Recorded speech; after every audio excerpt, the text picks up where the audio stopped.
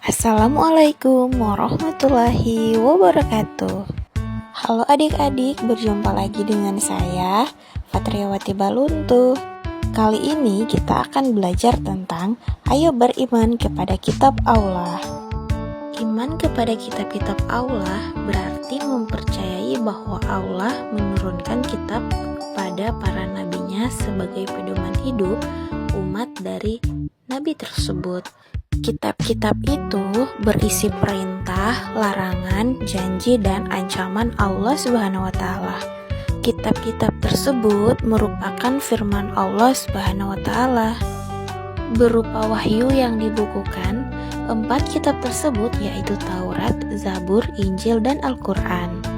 Di samping kitab-kitab tersebut, sebenarnya wahyu Allah juga ada yang berupa syahifah atau lembaran yang bertuliskan firman Allah Subhanahu wa Ta'ala.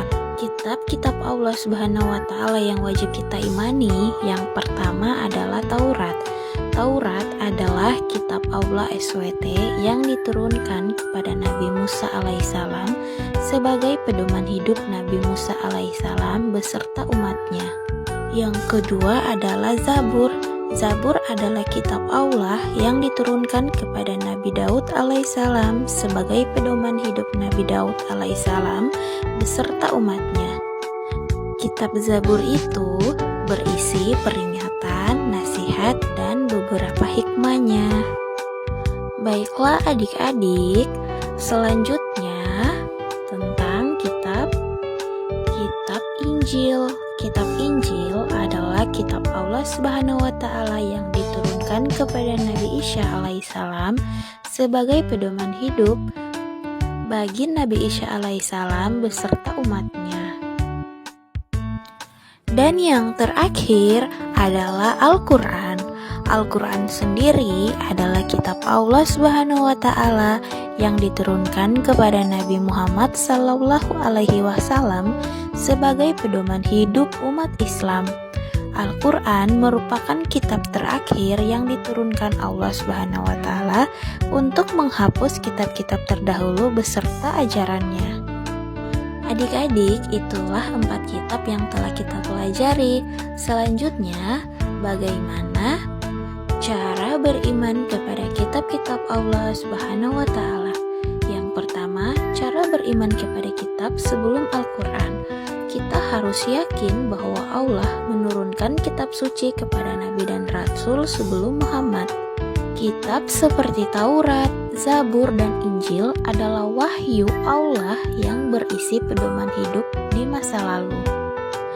Dan ajaran-ajaran kitab tersebut hanya berlaku untuk umat di masa lalu dan tidak berlaku bagi umat Islam, kecuali jika termuat di dalam Al-Quran.